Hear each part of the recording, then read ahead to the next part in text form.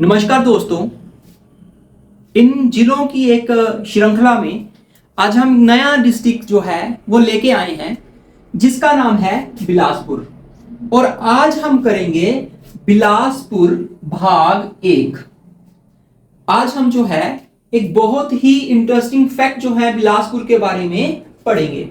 तो सबसे पहले हमें पता होना चाहिए कि बिलासपुर का गठन जो है ये कब हुआ। बिलासपुर का गठन हुआ 1 जुलाई 1954। अब देखिए 1954 में इसका जो है स्थापना होती है, उसके पीछे रीजंस क्या हैं। रीजंस ये हैं कि जब हम आजाद हुए 1948 में, हिमाचल बना 15 अप्रैल 1948 को, तो बिलासपुर के जो अंतिम राजा थे उन्होंने भारत में विलय होने से मना किया। और फिर 1948 में वो भारत में नहीं मिले, हिमाचल प्रदेश में नहीं मिले। बाद में बहुत ही प्रयासों के द्वारा बहुत ही एक मुहिम चली और उसमें जो है अनंत चंद जो है हिमाचल प्रदेश के बिलासपुर के अंतिम जो राजा है अनंत चंद, जिन्होंने एक पुस्तक भी लिखी है Bilaspur past present and future, तो उनको जो है यहां से निर्दलीय बनाया गया लोकसभा के लिए सदस्य। और उसके बाद जो है वो हिमाचल प्रदेश में विलय होने को तैयार होते हैं और इसीलिए 1954 ये बन जाता है 5th district of Himachal Pradesh. The 4th district of Himachal Pradesh has been made in 1948 और पांचवा जो बनता है दैट इज हिमाचल प्रदेश का पांचवा जिला जो बनता है वो है बिलासपुर। अब बिलासपुर का जो क्षेत्रफल है वो है 1167 वर्ग किलोमीटर। ठीक है जी। नेक्स्ट क्वेश्चन हमसे पूछेंगे बिलासपुर का जो मुख्यालय है ये कहां है। बिलासपुर ही है। और यहां से एक क्वेश्चन अभी पीछे पेपर हुआ था, उसमें पूछा गया था कि सबसे कम ऊंचाई, समुद्र तल की ऊंचाई पे जो जिला मुख्यालय स्थित है वो कौन सा है। वो बिलासपुर है।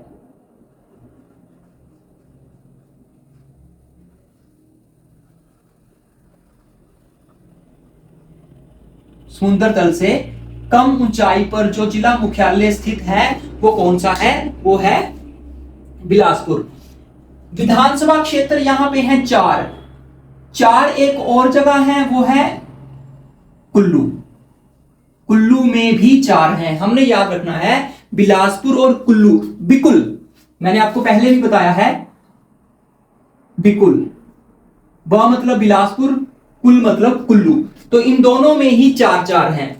फिर उसके बाद बिलासपुर जो है वो जाना जाता है पहाड़ियों के लिए, धार के लिए। अब बिलासपुर जो है इसको सतधार के नाम से भी जाना जाता है। किस नाम से जाना जाता है। सतधार।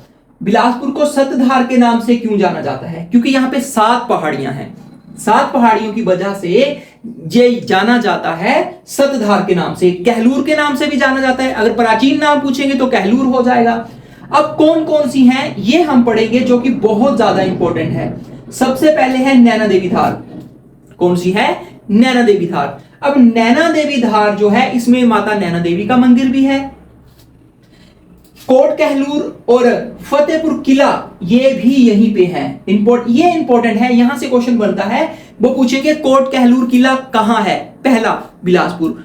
पूछेंगे कोट कहलूर किला किस धार में है, तो वो हमारे पास आ जाएगा नैना देवी। ठीक है जी। उसके बाद फतेहपुर किला ये भी नैना देवी धार में ही होगा। और ये 2 क्वेश्चन तो सीधे सीधे पूछते हैं कि ये किले कहां हैं, तो हमें याद रखना है ये बिलासपुर में है, नैना देवी धार में है। ठीक है जी।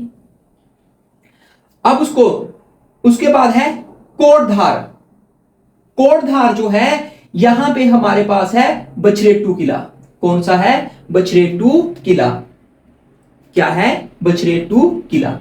अब उसके बाद है हमारे पास झंझार धार। नेक्स्ट है झंझार धार। और झंझार धार जो है यहां पे एक बहुत इंपॉर्टेंट मंदिर है, देवी भड़ोली का मंदिर। ये सीधा सीधा क्वेश्चन पूछते हैं, देवी भड़ोली का मंदिर कहां है, तो आंसर होगा बिलासपुर। और अगर हमसे पूछेंगे कि कौन सी धार में है, तो वो है झंझार धार। वो कौन सी धार हो जाएगी। झंझार धार। अब उसके बाद है त्यूम धार। नेक्स्ट हमारे पास जो है त्यूमधार, यहां पे है नौरंगढ़ किला। ये भी बहुत इंपॉर्टेंट क्वेश्चन है, हमसे पूछा जाता है नौरंगढ़ किला कहां है, तो ये होगा बिलासपुर में। हमसे पूछा जाएगा कि नौरंगढ़ किला किस धार में है, तो ये हो जाएगा त्यूमधार में। भड़ोली देवी का मंदिर झंझार धार में। बछरेटू किला कोट धार में। कोट कहलूर फतेहपुर किला नैना देवी धार में। ठीक है जी। अब ये होगी हमारे पास 4, 1 2 3 4, 3 बचती है। ये हमारे पास आ गया आगे नंबर 5, और ये होगी 6 और ये होगी 7। अब देखिए बांद्रा धार, सबसे लंबी धार अगर हमें पूछेंगे बिलासपुर की तो वो होगी बांद्रा धार। कितनी है? 17 किलोमीटर। 17 किलोमीटर लंबी ये धार है। ठीक है जी। नेक्स्ट है रतनपुर धार। अब रतनपुर धार जो है वो किस लिए इंपॉर्टेंट है? हमें पता है कि 1803 से लेकर 1815 तक हमारे हिमाचल प्रदेश में जो राज किया वो किया अमर सिंह थापा। ठीक है जी, थापाओं ने किया। अब देखिए रतनपुर धार में डेविड ओक्टरलोनी ने अमर सिंह थापा को हराया था, तो ये इंपॉर्टेंट बन जाता है कि डेविड ओक्टरलोनी और अमर सिंह थापा के बीच जो लड़ाई हुई थी वो कहां हुई थी? वो हुई रतनपुर धार में। और उसमें कौन जीता? डेविड ओक्टरलोनी जीत गया और अमर सिंह थापा यहां पे हार गया था। फिर नेक्स्ट जो हमारे पास आती है ये आती है बहादुरपुर धार। कौन सी आ गई? बहादुरपुर धार। अब यहां से क्वेश्चन आता है कि बिलासपुर जिले की सबसे ऊंची धार कौन सी है? बिलासपुर जिले की सबसे ऊंची धार जो होगी वो होगी बहादुरपुर धार। कौन सी है? बहादुरपुर धार। अगर हमसे पूछेंगे कितनी है? 1980 मीटर, ये मीटर ऊंची है। 1980 मीटर ऊंची बहादुरपुर धार सबसे ऊंची धार है बिलासपुर की। अब नेक्स्ट जो क्वेश्चन है हमारे पास वो ये बनता है कि ये जो बहादुरपुर धार है इसको एक राजा ने अपना समर कैपिटल भी बनाया, ग्रीष्मकालीन राजधानी भी बनाया। वो राजा कौन थे? वो थे बिजाई चंद। वो कौन थे? बिजाई चंद। ये भी हमें याद रखना है।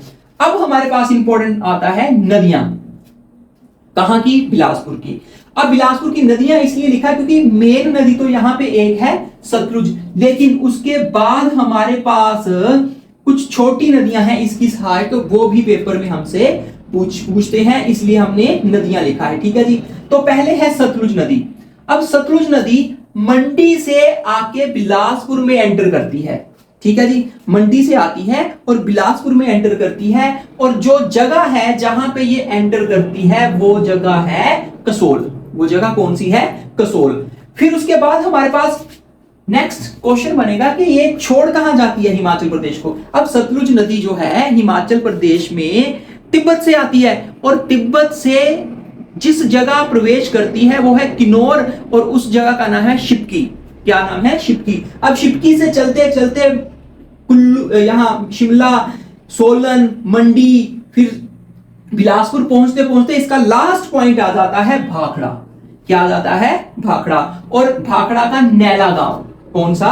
नैला गांव, जहां पे ये हिमाचल प्रदेश को छोड़ जाती है। और हमने याद रखना है कि जो भाखड़ा बांध है वो ग्रेविटेशनल फोर्स का सबसे ऊंचा बांध है भारत का। ठीक है जी, ये बहुत इंपॉर्टेंट क्वेश्चन है। अब इसकी सहायक नदियां सीर, गंभर, अली। सीर, गंभर, अली इसकी सहायक नदियां हैं। अब देखिए सीर सबसे बड़ी सहायक नदी। अगर पूछे बिलासपुर में सतलुज की सबसे लंबी सहायक नदी कौन सी है, सबसे बड़ी कौन सी है, तो वो है सीर। अब सीर जो है सेरी में सतलुज में मिल जाती है। सेरी आपने जगह सुना होगा, सेरी में सतलुज में मिल जाती है। नेक्स्ट है गंभर, ये शिमला से निकलती है। ये हमें याद रखना है कि जो गंभर नदी है ये कहां से निकलती है। हम मिस्टेक कर सकते हैं, गंभर बिलासपुर में है तो ये बिलासपुर से निकलती होगी। नहीं, ये बिलासपुर से नहीं निकलती है, ये शिमला से निकलती है, तारा देवी मंदिर के पास से। और उसके बाद नेरी जगह है जहां सतलुज में मिल जाती है।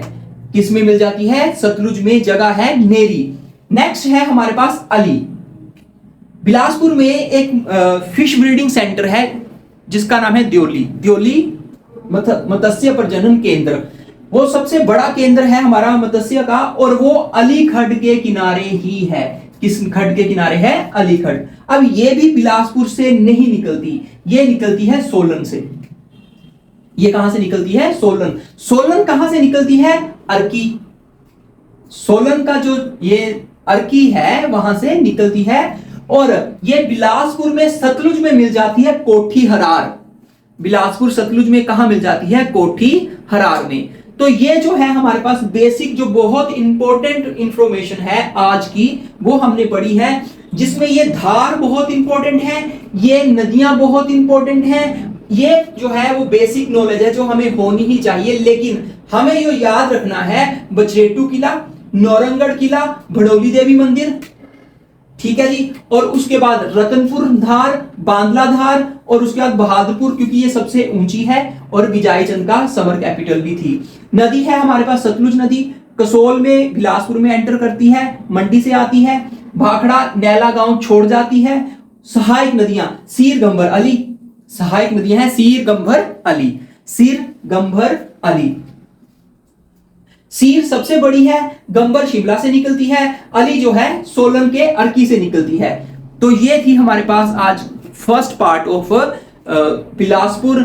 नेक्स्ट पार्ट जो है वो कल लेके आऊंगा। धन्यवाद। जय हिंद, जय हिमाचल।